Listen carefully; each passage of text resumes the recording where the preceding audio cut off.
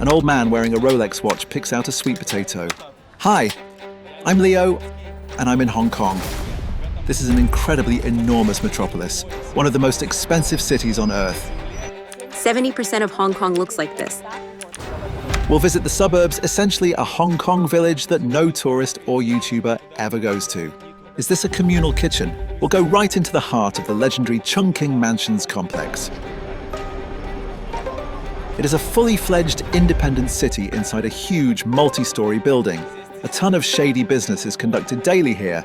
People have lived here for decades. You can live here. Many people hardly ever go outside because there's no reason to. It's around 110 square feet. And of course, we'll talk a little bit about prices and how housing works here, because living in these cage homes, in these tents, is simply unbearable. The entire life of local residents revolves around earning money to pay rent. 170 square feet costs $1,000. So, as always, it's going to be exclusive, unique, and fascinating. Let's go.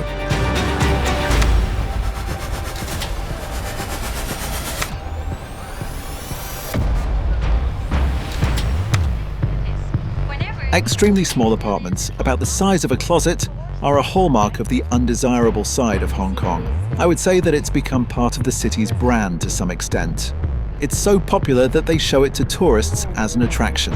But I'll also show them to you very quickly so that you can compare them with the rest of Hong Kong, which is less known to tourists and YouTubers, and which this video is really about.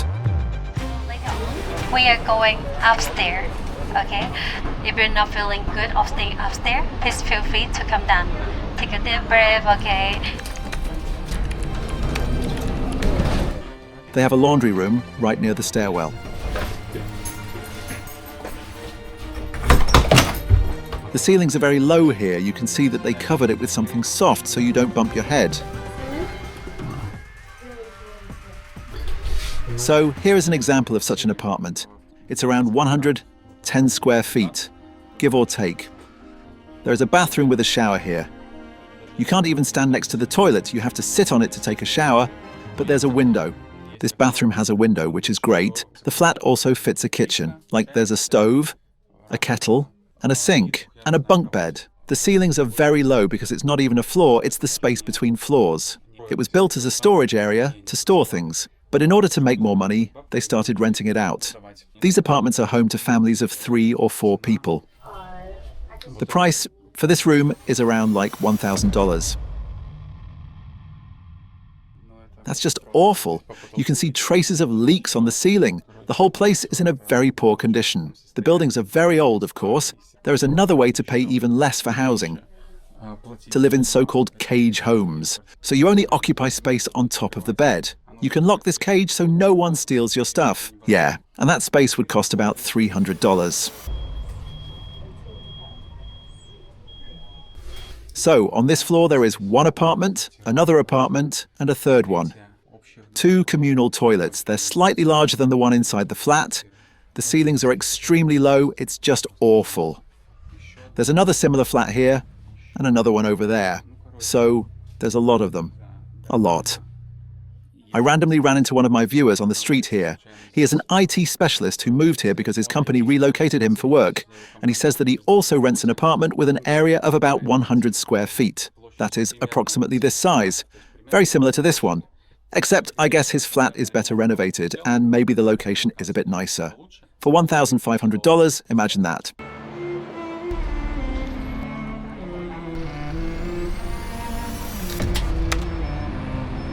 According to official data, around 200,000 Hong Kong residents live in these very tiny apartments, which are around 100 square feet in size. But there are other official statistics, according to which 1.2 million Hong Kong residents, or 1/6 of the city's population, live below the poverty line. The poverty line is an income of $500 per month per person. What are the rental prices? Let's see. 170 square feet is $1,000. 140 square feet is about $900. 1,400 square feet is over $4,000. So, 180 square feet is about $1,100. So, that's that. So, if a person lives below the poverty line, they definitely cannot afford anything more expensive or larger than that tiny apartment of 100 square feet or less. Consequently, at least 1 million Hong Kong residents most likely live in these extremely small flats. There is, of course, social housing in this city, and there is a housing lottery. That is, you can participate in the lottery, and if you are lucky enough, you have a chance to live in housing that will cost much less. And so, a local girl told me that her family had been playing this lottery for 11 years. After 11 years, they finally won and were given a 320 square foot apartment for their family of 5. But the catch with these lotteries is that as soon as your income exceeds a certain amount, you are no longer eligible for such housing and will be evicted. And people find themselves in this inescapable trap, that is, in order to live in such housing, they are forced to remain poor, which is just absolutely absurd and nonsensical.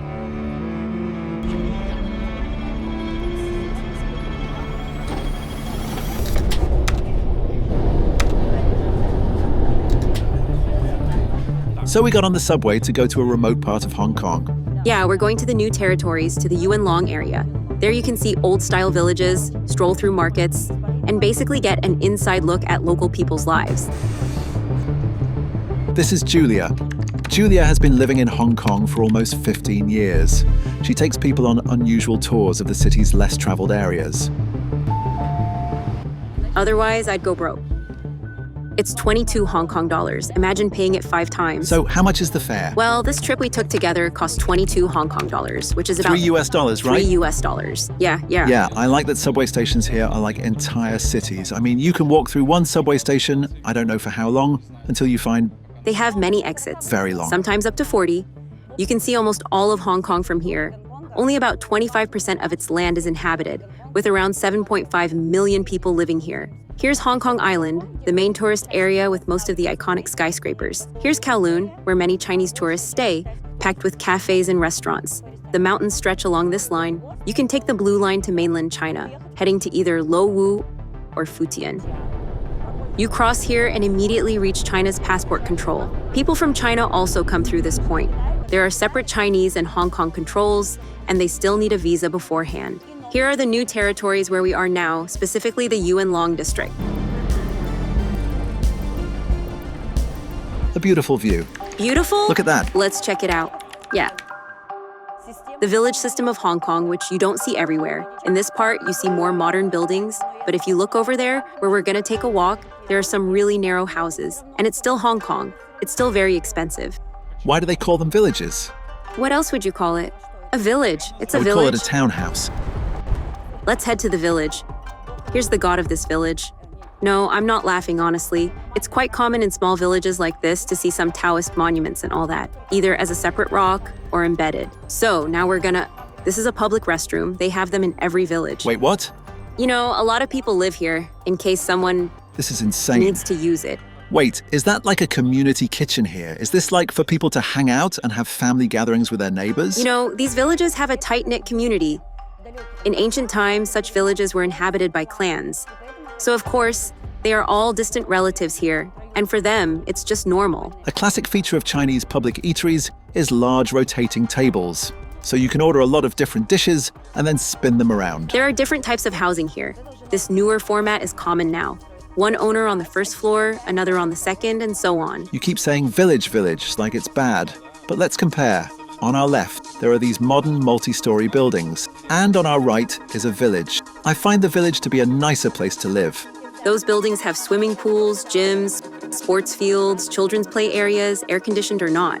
Unlike the city centre, there are no crowds of people here, no skyscrapers looming over you, and you can see the sky. It feels nice, you know? Really? What? You like it? The best option, of course, is when you live on the top floor and can use your rooftop. Yeah. I particularly love this village that we are now entering. People's private lives are literally on display here. Red underwear. I can't help but tell you, we had Chinese New Year, and of course you have to wear red underwear during the first week. Red is a festive color, and when you come to Hong Kong for Chinese New Year, you'll see that all the shops are selling red underwear. That's fascinating. Even Victoria's Secret does it, no joke. That's what I'm bringing home from Hong Kong. That's it. I've made up my mind. You see, it's much narrower here. This place is called Wine Street, actually.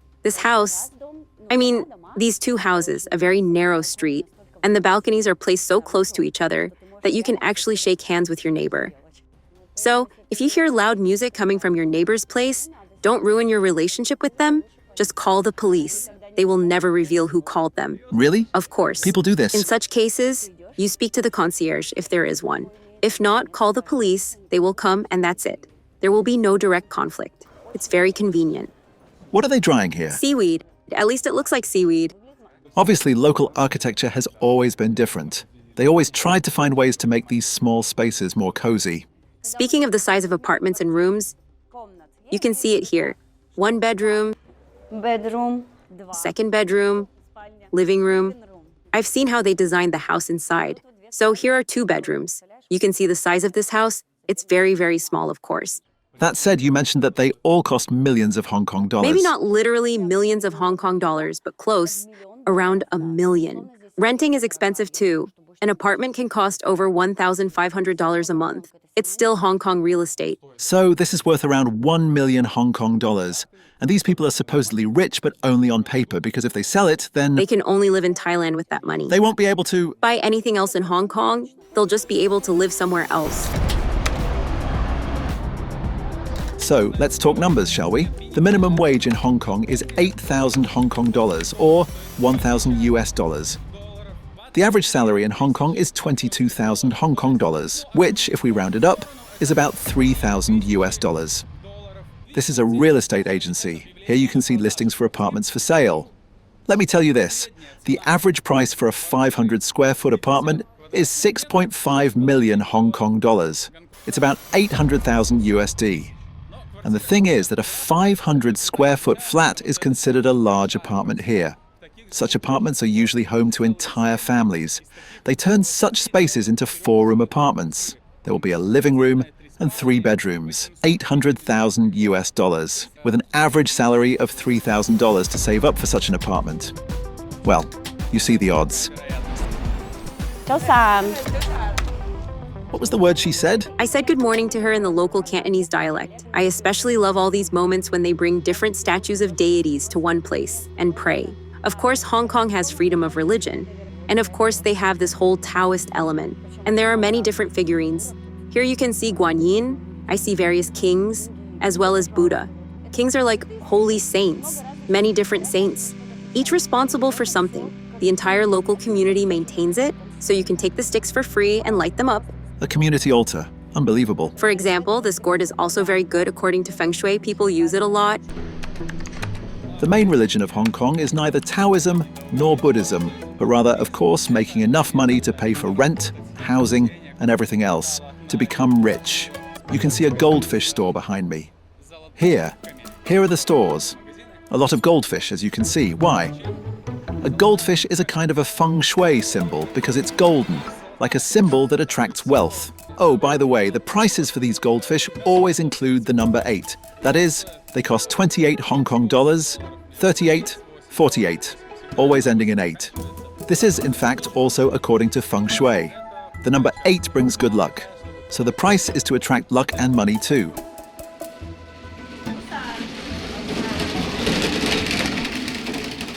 Many of them, especially those with first-floor apartments, common in Asia, run small businesses.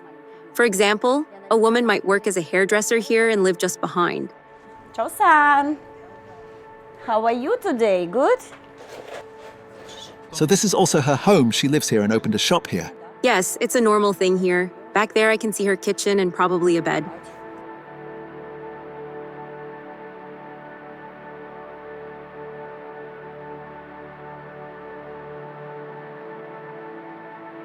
Hong Kong has had this flag since 1997. It has a flower on it. The flower is called bauhinia, but note that when there is a Hong Kong flag, there is always a Chinese flag next to it, slightly wider and slightly higher. After all, we're part of China now, glory to Xi. That's a joke. A green taxi. You can tell right away where we are in the new territories. Here we have Why? Because in Hong Kong, all taxis are red? the taxis. There are probably about 20,000 of them now. They come in 3 colors. Here in the new territories, you can see green ones. These taxis cannot go to Central or Lantau Island. On Lantau Island, home to the Big Buddha, you'll see exactly the same ones, but blue. Meanwhile, the red ones can go anywhere except Lantau Island. That's it. We're leaving the village now.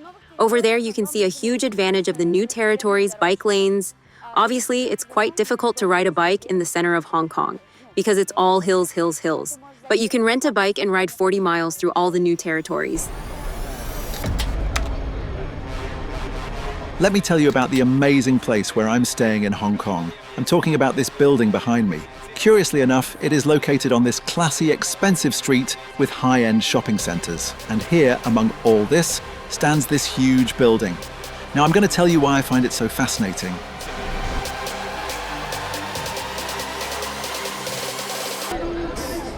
This building is called Chungking Mansions. It's a huge, enormous house, 17 stories high. It's like a condensed version of Hong Kong. It's like a universe, a whole independent world inside a single building. As you can see, there are men standing at the entrance offering various services. There are a lot of currency exchange offices here. Moreover, everyone says that here you can find the best exchange rates. Here, you can also exchange crypto for cash. You can walk around this place endlessly. Not just walk, you can live here. This building was constructed in 1960. It's a kind of shopping mall that very quickly turned into a world of business and all kinds of illegal activities. There were factories producing illegal substances here. They organized the illegal transportation of these substances to other countries. They even hired foreigners here, like various penniless backpackers, luring them with money to smuggle both prohibited substances and illegal gold to other countries. Naturally, there were working girls here who provided certain services. It was the first and only place in Hong Kong with non-Chinese working girls. They were mostly white girls from Europe and the US. The gangs did their business here. You could find basically any criminal activity here, anything you could possibly imagine. There is a very cool movie by Wong Kar-wai called Chungking Express. It's set in this universe, inside this building. You should definitely watch it, it's really good. Hey. It's a great movie that shows in great detail how this place worked.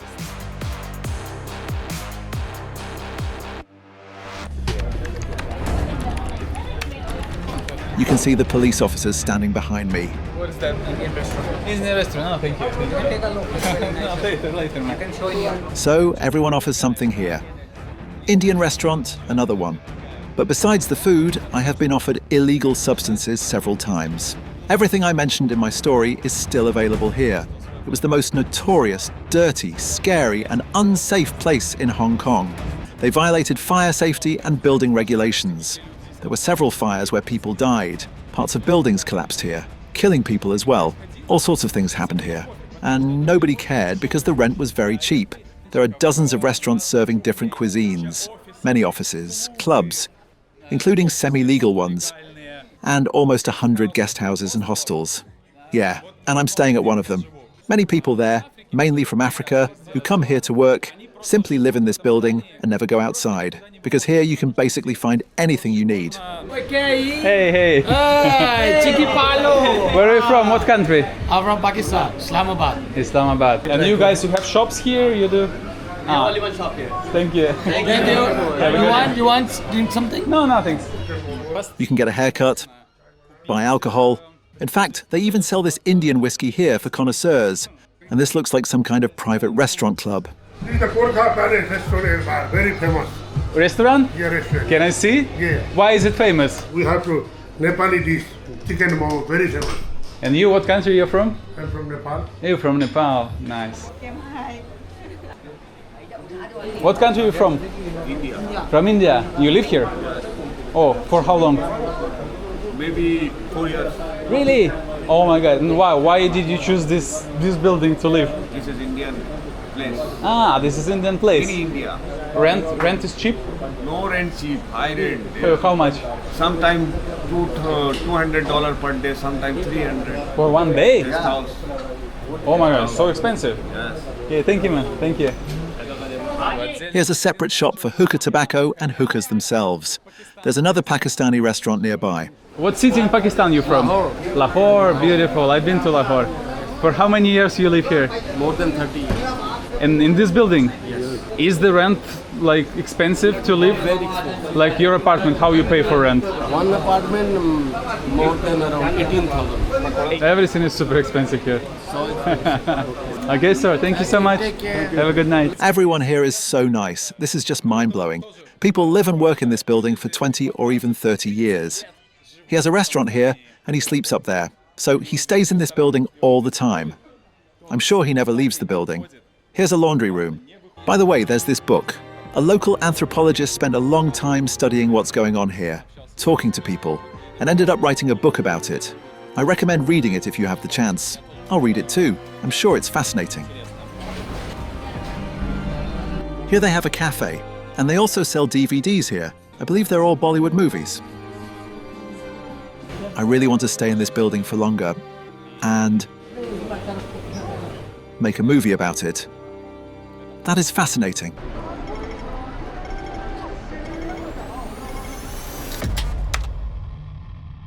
You're lucky. This tree is about to bloom. It's a symbol of Hong Kong. You mean that flower on the flag? Yes, Bohemia. And behind us are other flowers of our city. That's a really important aspect. Turn around, there's more behind you. Wow. You only see this on weekends. The thing is, maternity leave here is only 14 weeks.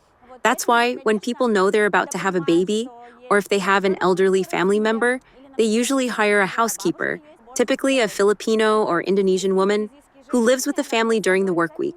On weekends, this is how they spend their time, hanging out, chatting, and doing each other's nails. On the bridge just above the highway. They are not homeless. No, of course they're not homeless. They earn 4,700 Hong Kong dollars, about 600 US dollars, and not everyone here makes that much. But why did they choose such an uncomfortable location?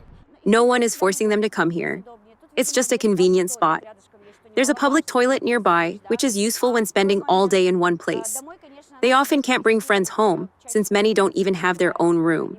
Here, they meet new people, make friends from different regions, and play an important role in the community. So much so that if they were removed, Hong Kong would come to a standstill. Hi.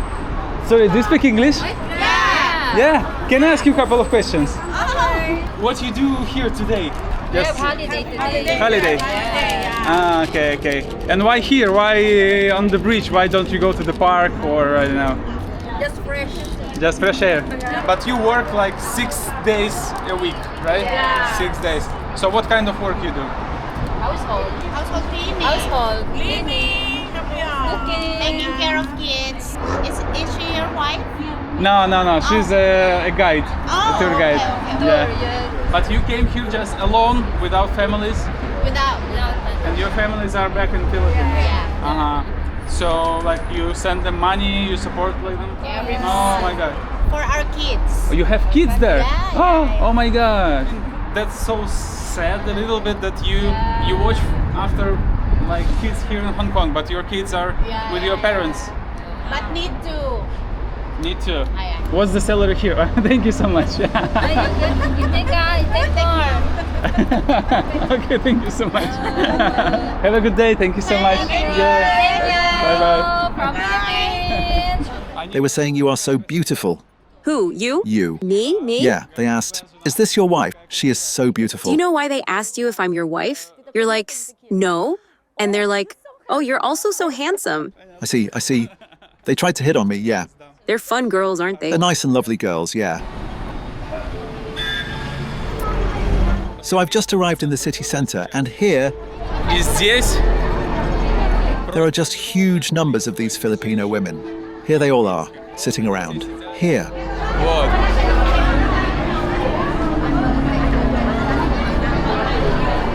And they're literally setting up tents. They're just camping out, eating, playing cards, hanging out.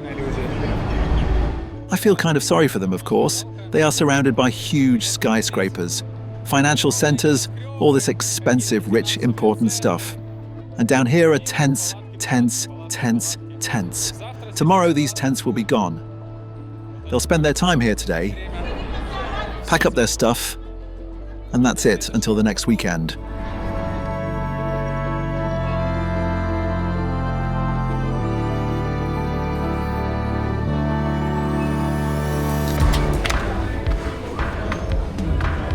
I decided to go up to the second floor to see what's up here. Too bad I started filming today, because yesterday was a weekend and there were huge crowds of people here. Barbershops, some cafes, women, some shady men hanging around. It's all here. I like it. There's so much style here, so much beauty in all of this. I love it. Love it. Hi, how are you? What country from? Pakistan. Pakistan. Why so many foreigners in this building? Because this building have so many guest house and business place here, na? So that's why. For how many years you work here? Almost maybe 18 year already. 18 year and 13 year. Wow, same place. Yeah, same place. You sleep in this building as well? Yeah, also room here. Room here? Yeah. So do you ever go out of the building? Can have holiday and have it go just for walk, anything you can do work also outside, na? But you have days when you don't go out of the building, yeah? Oh, biryani. Nice biryani. You have an apartment here? Yeah. How big is the apartment? Yeah. How many square meters? 3 rooms. 3 rooms. How many people live in it? 10 people. 10 people? Yeah. Oh, was this place dangerous before? No. Like 20 years ago, no? No. Never? Tourist place, very peaceful place. Filipino honey. Philippine? Yeah, girls, yeah. Oh, okay. Massage. Okay. You need massage, everything. Yeah. Okay. All floor. Still here? Yeah. That's good. Very nice. I wonder where are the Filipino girls that the Pakistani guy was talking about? For real, people are just sitting here, enjoying their evening. Hi guys. What do you do here? Do you live in this building? What did you see? This is African. Yeah. We come here to have fun. And we are having a very important meeting. So you come to this building just to hang out with friends? hang out with the friends. Wow. And then after job, we came here. Okay guys, thank you so much. Have a good night. What's your name? Leo. Leo. See ya. I really like that everyone is incredibly nice and friendly. As you can see, it is a hotspot for migrants. Some people come just to have a good time, to hang out. Eat. Thank you. I've already eaten. YouTube? YouTube, yes. Me also YouTube. Oh, really? So what do you show on YouTube? Food. Food. Our restaurants. This is our first restaurant here. 1, 2, 3. I can show it to you. Oh, wow. I am here in 1969. No way. Yeah. Hollywood movie. I make Japanese movie. Oh. Hong Kong movies. Wow. We make here also. Wow. This is our restaurant. You come in and have a look. You see, this all the customer always come here. And they have top actors. This is also one of the restaurant inside. VIP rooms. Okay. We have one more there, also VIP rooms. Wow. Could you tell me your story? Why your mom moved here? So how you? We have a relative, like father's brother. He's here. 1926, when war of China and Japan that time. They came here and then cannot go back to China. Then they start doing business over here. 1926. We have an export-import business. We have another business like crockeries business. We have a lot of things selling here. And I came here in 1984. So how the building was changing through time? Every 10 years it's changing a lot. Before no have CCTV camera, now everybody put CCTV camera, make it more nicely clean, and then more rooms are coming and license needed. So before it was more like a legal stuff? Legal stuff, like no need license before. Was it more dangerous? No, not dangerous, but dangerous outside. The people have nightclub outside before and behind one nightclub. They always get drunk and then nighttime fighting always put in the Chunking's name, that's why. Because a lot of police are always coming here, every 2 hours police coming, checking downstairs and putting making sign over here. Do you live in the same building or? No, I stay near the airport, it's a new territory. I see. Yeah. Okay. Thank you, sir. Thank you so much. Thank you. Yeah, have a good night. Yeah, we have a kebab, everything, we have fresh food. Yeah, perfect. We'll come to eat tomorrow. No problem. See ya. I would like to return here someday because this is definitely a huge topic for in-depth research. So if you're ever in Hong Kong, I highly recommend staying here for at least one night to soak up the vibe. And now I'll show you the room where I'm staying. That's a whole other story. Yeah, here are 2 senior men having a drink or two. Really? Having a blast. Oh, that's right. Drinking hard liquor is their What time first is it? thing in the morning. It's morning, not even noon yet. Yeah, then they'll probably try to hit on women. You can see a lot of people eating there, and again, many of them are old and look retired. Well, because it's very affordable. There is a common misconception that people in Hong Kong do not cook. Of course, if you live with your wife, for example, and you are Chinese, it is easier for you to go out to eat sometimes. because all the food is familiar to you. But when you live with a nanny, grandparents, and children, you won't take all 6 of you to a restaurant every time. So yeah, they buy groceries, they cook. Overall, 70% of Hong Kong probably consists of buildings like these. It's just that most tourists who come here stay somewhere in the center, see the skyscrapers, and assume that all of Hong Kong is like that. But no, that's obviously not the case.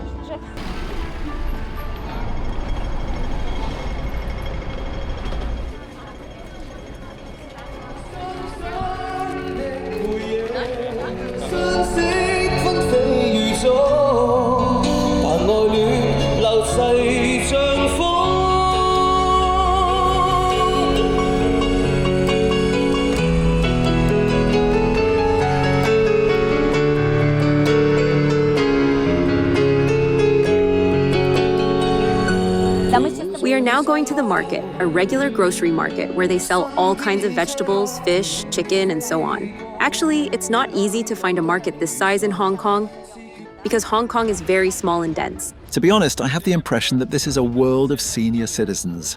Most people around us look elderly. Hong Kong has one of the highest average life expectancies at 85 years. 85 years? Yeah, but that's just the average.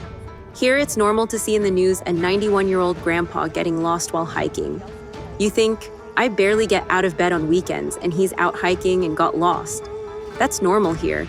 Do young people go to markets? Yes, they do, but not as many. We have better things to do. Like social media? No, I mean like sports or something. 70% of what is sold here is greens. When we talk about why Hong Kong people have such a high average life expectancy, it is partly because they use a specific set of produce and a specific cooking system, of course. For example, while we buy these greens, chop them up, and eat them raw, they certainly cook them. That is, you won't often find fresh greens here as a dish. Of course, you can also find various unusual produce here, such as lotus root. Also, the prices in Hong Kong are not per kilogram, but per 470 grams, it's a Chinese weight measurement. They also eat different kinds of tofu and all kinds of balls, like fish balls. They like them a lot. Yeah. I find it fascinating that many parts of the city resemble a Chinese market. A typical Chinese market, you know, with all kinds of cheap junk, clothes, household items, and all that stuff. When you walk down the streets, half of the people are elderly. Everyone has a Rolex watch, and that's normal too. An old man wearing a Rolex watch picks out a sweet potato. Here we can see an old lady. With her assistant. With her assistant, her housekeeper. That's normal. So one of them carries the groceries, while the other one apparently tells her what to buy. A lot of people can afford that, actually. 4,700 Hong Kong dollars is not a lot of money in Hong Kong. On the one hand, Hong Kong is a city of wealth, business, stock exchanges, and all that. And on the other hand, it is a city of poverty and very poor people. It basically started out that way because a huge number of refugees came here from mainland China after World War II. Young people say that many of them are thinking of leaving the city. In other words, people from Hong Kong are now trying to move away in search of a better, easier, more comfortable, affordable, and generally more humane life. There's also this back alley here when you leave the building from the back, not to the main street with all the Rolexes and stuff. This place looks very bizarre. All these wires, pipes. It's so weird, so mind-blowing. It's very dark. There are guys with cigarettes. These guys are eating peanuts. Overall, this alley is quite creepy for sure. You can easily imagine the triads handling their shady business here. Yeah, but the building is huge. I mean, I'm walking along it, and it's just huge. Enormous.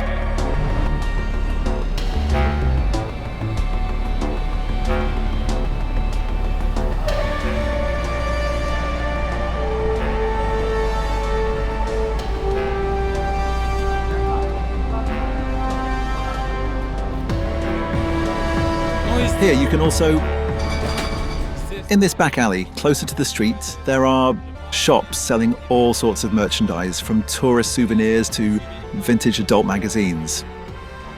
There's a travel mahjong set. I need that. Overall, it's an awesome place, really cool. And the coolest part is that when you walk out of this alley, you see this. Right here, the Patek Philippe luxury watch store. Here. The next one is Rolex, then Rado, and so on down the list. This contrast is just incredible, fascinating. Well, that's Hong Kong for you. Extreme wealth coexists with extreme poverty, like a shadow, the city's true shadow. Here is the alley on the other side.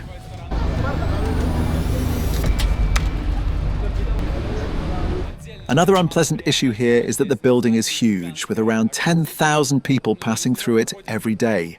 There are about 100 hotels here, so thousands of people stay overnight. But there aren't enough elevators. So, in order to get to my guest house on the 16th floor in the evening, especially on weekends, I have to wait in line for the elevator. It's not very big now, but on weekends I could stand there for half an hour in the evening. There is a special employee who distributes everyone into the elevator, letting them in or not. There are CCTV cameras even in the elevators, and there are screens down here. And while you wait for your turn to get into the elevator, you can see what's happening in the elevators on the screen. So, no funny business inside. There is actually this myth, this legend, that in China, in Hong Kong, there is no fourth floor, because four in Chinese sounds the same as death. And to ward off bad luck, the Chinese, as well as the Hong Kong people, skip the fourth floor or refer to it by some other name. But this is just a myth. Here you can see that this is not true. It says that the elevator goes to the fourth floor, and this signboard shows what establishments are on the fourth floor.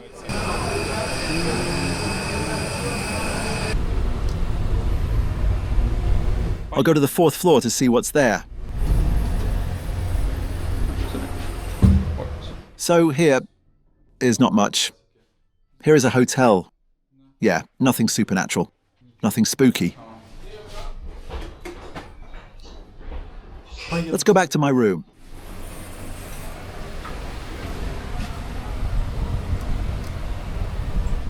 So let me show you my room. Okay, brace yourselves, and then I'll tell you how much it costs. Okay, let's get inside. The door does not open fully because it is blocked by the trash can. So here's the hallway. I'm filming with a wide-angle lens, just so you know, it enlarges the space considerably. But yeah, this is my room. But at least I have a bathroom here, with a toilet, and even a shower. You can take a shower only while standing over the toilet, but in fact, some bathrooms are even smaller. Like, here you can even take one step to the right, one to the left. And the room itself is, of course, remarkably spacious.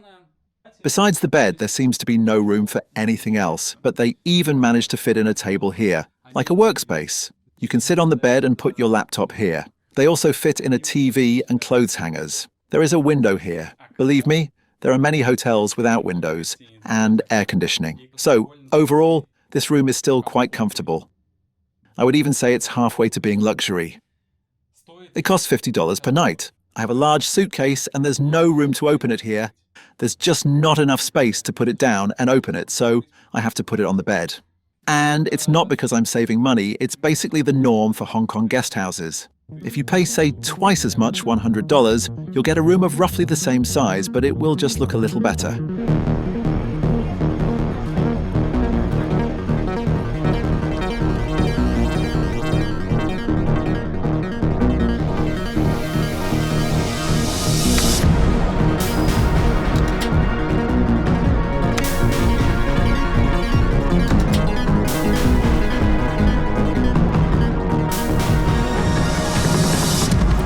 Well, friends, that's the reality. That's the inner side of Hong Kong, hidden from most visiting tourists. Sure, Hong Kong is certainly an amazing place, but as fascinating as it is, it's also quite exhausting. 4 days here left me absolutely exhausted. Let's discuss it.